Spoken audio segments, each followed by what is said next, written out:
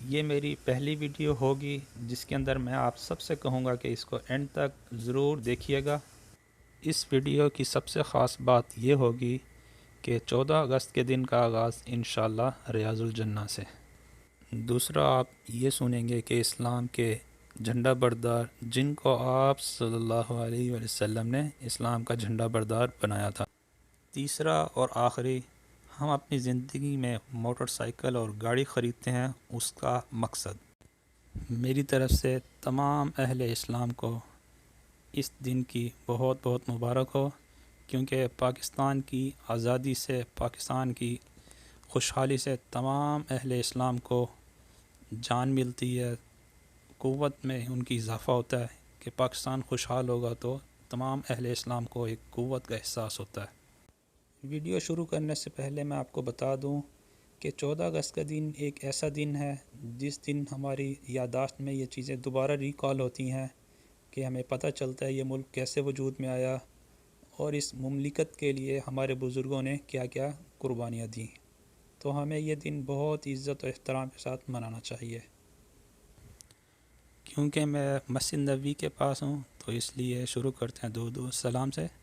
صلی اللہ علی نبینا محمد وعلی آلہ وصحبہ وسلم۔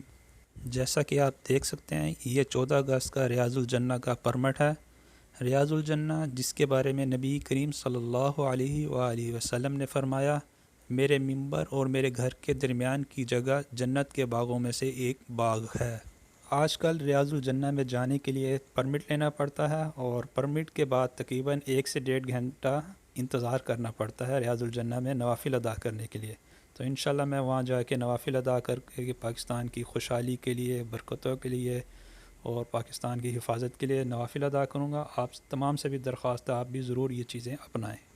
تو اس طرح میرے دن کا آغاز ہوگا انشاءاللہ 14 اگست کے دن سعودی عرب میں ریاض الجنہ سے۔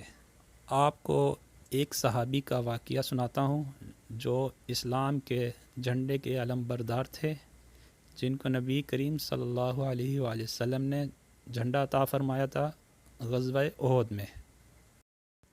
ان صحابی کا تعلق انتہائی خوشحال گھرانے سے تھا اور بچپن انہوں نے شہزادوں کی طرح گزارا، لیکن جب وہ شہید ہوئے تو اس ٹائم ان کا کفن ان کے جسم پر بھی پورا نہیں آتا تھا۔ تو صحابہ نے جب آپ صلی اللہ علیہ وآلہ وسلم کو یہ بتایا کہ ان کا کفن پورا نہیں آتا، تو نبی کریم صلی اللہ علیہ وآلہ وسلم نے فرمایا ان کا منہ ڈھانپ دو اور پاؤں پر جھاڑیاں ڈال دو۔ تو اب میں آپ کو ان صحابی کا واقعہ بتاتا ہوں۔ غزوہ احد میں نبی کریم صلی اللہ علیہ وآلہ وسلم نے ان صحابی کو اسلام کا جھنڈا عطا فرمایا کہ غزوہ احد میں یہ اسلام کا جھنڈا ان کے ہاتھ میں ہوگا۔ تو جب انہوں نے دیکھا کہ مسلمان مشکل حالات میں آ گئے ہیں تو یہ جھنڈا لے کے بالکل میدان کے درمیان میں آ گئے تاکہ مسلمانوں کو قوت کا احساس ہو۔ لیکن جب کفار نے دیکھا کہ مسلمانوں کا جھنڈا بردار بالکل میدان کے درمیان میں آ گیا اور ہمارے سامنے آ گیا، تو انہوں نے ان کی طرف وار کیا اور ان کے جس ہاتھ میں جھنڈا تھا اس پہ وار کیا تو وہ جھنڈا زمین پر گر گیا۔ تو ان صحابی نے وہ جھنڈا اپنے دوسرے ہاتھ میں تھام لیا۔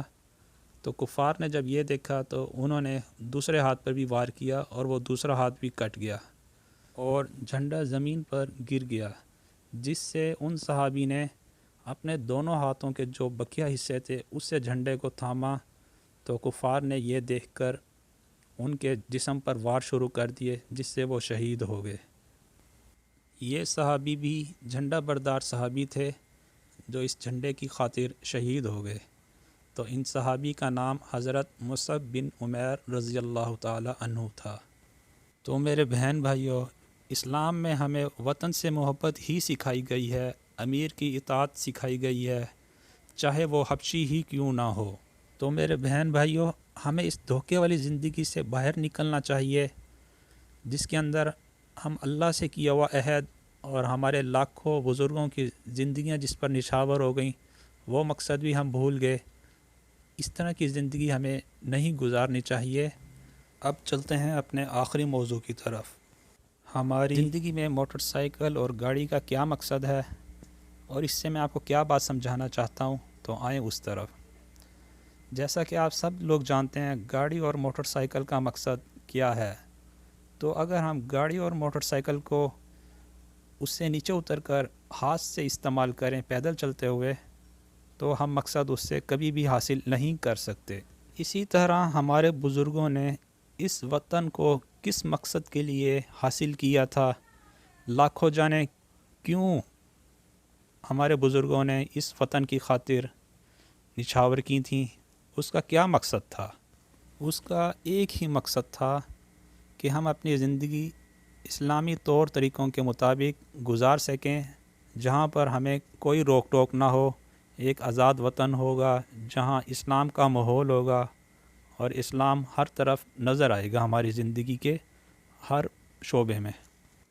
لیکن میرے بہن بھائیوں، ہم اس مقصد کو بھول گئے، بلکہ مزید بھولتے ہی جا رہے ہیں۔ تو میرے بہن بھائیوں، جس طرح گاڑی اور موٹر سائیکل کو لینے کا ایک مقصد تھا، اگر وہ مقصد اس سے حاصل نہ کیا جائے تو اس کا کوئی فائدہ نہیں۔ اسی طرح جس مقصد کے لیے ہم نے یہ وطن حاصل کیا، اس مقصد کے مطابق زندگیاں نہ گزاریں تو اس کا بھی کوئی فائدہ نہیں۔ تو ہم سب بہن بھائیوں کو چاہیے کہ اپنی زندگی جس مقصد کے لیے وطن آزاد کیا اس کے مطابق گزارنا شروع کریں، اپنی زندگی کے اندر اسلام کو شامل کریں، اسلامی طور طریقوں کو شامل کریں، اس سے پہلے کہ اللہ رب العزت کی یہ آیت ہم پر پوری اترے، فَبِأَيِّ آلَاءِ رَبِّكُمَا تُكَذِّبَانِ، اور اپنے رب کی کون کون سی نعمتوں کو جھٹلاؤ گے۔ اس سے پہلے کہ یہ آیت ہم پر پوری ہو جائے، ہمیں چاہیے کہ اپنی زندگیوں کو اللہ رب العزت سے جو ہمارے بزرگوں نے عہد کیا تھا اس کے مطابق گزارنا شروع کریں، تاکہ ہم بھی اللہ رب العزت کے شکر گزار بندوں میں شامل ہو جائیں، نہ کہ ہم قبروں میں اترنے کا انتظار کریں جب زندگی کی مہلت ختم ہو جائے۔ تو آپ سب سے درخواست ہے، آپ تمام حضرات اس ویڈیو کو ضرور شیئر کریے گا، لائک کریے گا۔ شکریہ۔